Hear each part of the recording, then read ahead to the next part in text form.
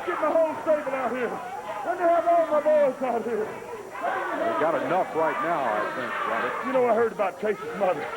That's a touching moment. I know the crowds are real happy about it. Tracy's mother showing back up. I just hope Tracy's mother don't turn out like Jimmy Golden and be a no-show. But if he does, I don't know how long Tracy's mother's going to be healthy. Boy, I got y'all out here because I want to talk to you a little bit about my beloved CWA. This territory that belongs to me. I got a piece of film here, baby. It clears up everything, Jeff Jones. It shows your daddy as a lying, stinking thief that he is. And rather me stand here and babble, baby, put it on. Put it on. All right, let's see it. I'm a third-generation wrestler, having been the son of my father, Buddy Fuller, is the son of Roy Welch, ran this thing for years and years and years, and established himself, along with this gentleman I'm sitting next to who needs no introduction, but I'm going to tell you, this is the great Nick Goulis, probably the greatest promoter of all time. I am privileged today to be sitting here beside this man and to clear up a very important problem, because everyone knows that I've told them weeks ago that CWA belongs to my family, and I maintain to get it back. I want to clear up the issue right now of what kind of man Jerry Jarrett is. Does he belong in CWA, or did he steal it? What kind of man is he, Nick? And let me tell you, I known Jared when he started, when he come out of a little place over there working a bicycle shop. A bicycle shop, that's right. It. He was working a bicycle shop, and I put him in the restaurant business and made him what he did. And truthfully, if anybody deserves the wrestling business, as far as the promotion, I think you deserve it better than anybody, because your grandfather was my partner for 42 years. That's a long time. That's correct. And we had a lot of good times together, and we made good money together. Roy's dead and gone now, but I'll tell you, I think his nephews and his grandchildren should inherit what his daddy should have. Well, I think you're right, Nick. I think if Roy's laying over there in Dyer, Tennessee, in his grave now, he's probably face down, because if he's been shambled for his business by a jerk good-for-nothing like Jerry Jarrett, I want to clear up right now that without a doubt that, Jarrett, you can bring up papers, man, and you can show them to the end of the world where you paid my father. You can say what you want to, but I think right now we've cleared up the whole situation, because people know in this area, Welch and Goulis, for years and years and years, the greatest promoter living on the face of the earth right now is sitting right next to me right here, and I'll tell you what, it's a happy day for me, because one day I want the opportunity to be just half the promoter that you are, Nick Goulis. You deserve, I know, 4 good towns, especially Memphis.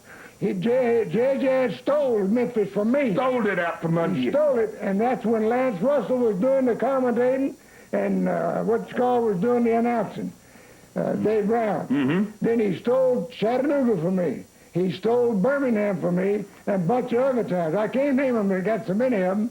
So that's why I say, if anybody deserves to inherit the territory, deserves the cities to promote in, you deserve it, Robert. Well, thank you, Nick, and I can say a thank you for your time, and I'm going to tell you something there, and you remember it, Jarrett. You don't shamble people out of what belongs to them. You don't bring phony papers out in front of us, baby, and try to tell these wrestling fans out here who owns what, that right here we have cleared up the message. You bring that punk out here to fool with my business again, brother, and I'm going to promise you one thing, that punk of yours is going to wind up 2 ways. He's going down to the hospital, and he's going to stay there a long time, or I got a long box I'm going to put him in and sink him in the ground. He's not getting what's mine, Nick. Exactly right. You're right. If you have to hurt him bad, you better do it to take your business, because y'all deserve every penny y'all get out of the wrestling business. Y'all work for it. Roy Welch and I, which was my partner for 42 years, he deserves to give his grandchildren this kind of business. That's it. Closed issue. That settles it. Before I bring him out here, I'm going to lay this out on the table.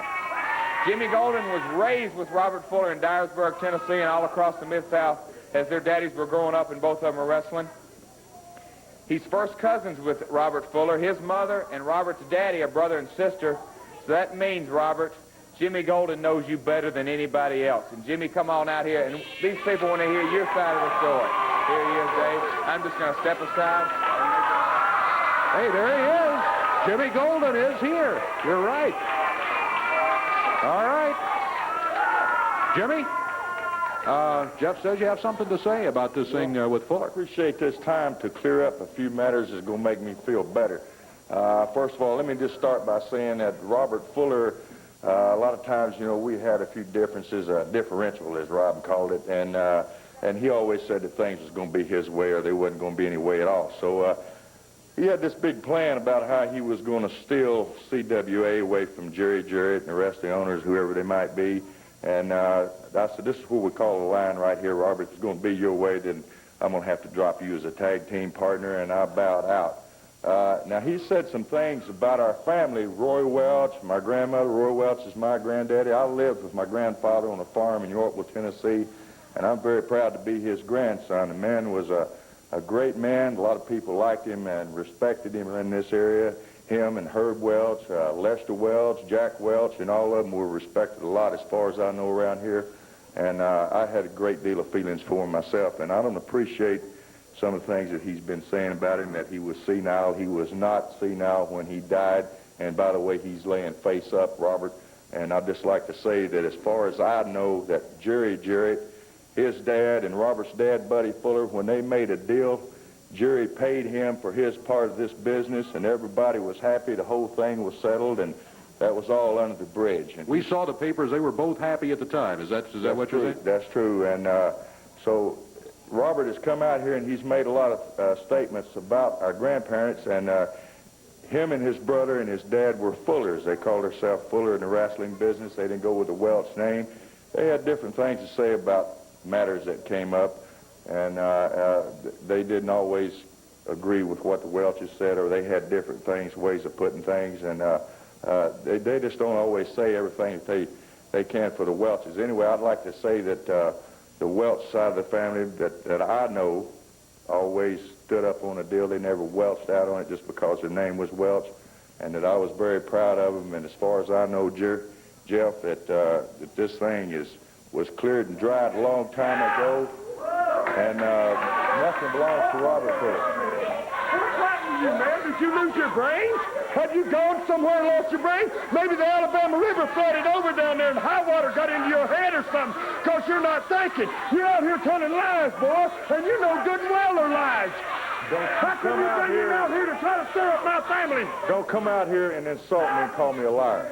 Let me tell you something. If you're going to come out here and meddle in my business, you should have thought of that before you dropped that belt. Before we had to give the belts up, son. You should have thought of it a long time ago. You're a bare-faced liar, or you wouldn't be out here meddling what is my family's business. I'll tell you what I want to. If you come out Wait a second. We're cousins. Ain't no sense in fighting. Listen. Hell, we're cousins, Jimmy. We've been cousins for a long time. Get in here. Oh, come on, Robert. Mantell nailing Jeff Jarrett. Golden run into the ring post by cousin Robert Fuller. Yeah. Jimmy Golden out here on his own. Jeff didn't ask him to come out here. Jimmy called him earlier in the week and said, I'll clear this up for you. I know what happened. And Robert's not telling the truth. And it's giving the Welches a bad name. Here's Lord Humongous coming out with Frankie Lancaster and John Paul to help him out. And there goes Fuller. There goes Dutch. That's you are, Robert Andy. That's what I call you, boy. I'm going to tell you something. I'm not going to call Eddie Marlin out here and ask him to put me on a card or change any card or anything, because that probably ain't going to happen. What I will promise you, though, punk, is I'm going to whip you. I'm going to be in the matches when they come match time, boy. I'm going to be right there in the Coliseum if I have to buy me a ticket, boy. And we're going to finish this fight out here that you just started, geek. I'm going to whip you, boy, like your mama should have whipped you a long time ago, boy. And as far as for that hag that you bring to the ring with you that you call a ballet, I got something for her, too. I've rode up and down the road with them people, Dave Brown, and I never heard such belly aching and whining in all my life. Well, now, boy, we're going to settle this match that you just started out right here. We're going to finish it when it comes match time. Be ready for it. All right, Jimmy says.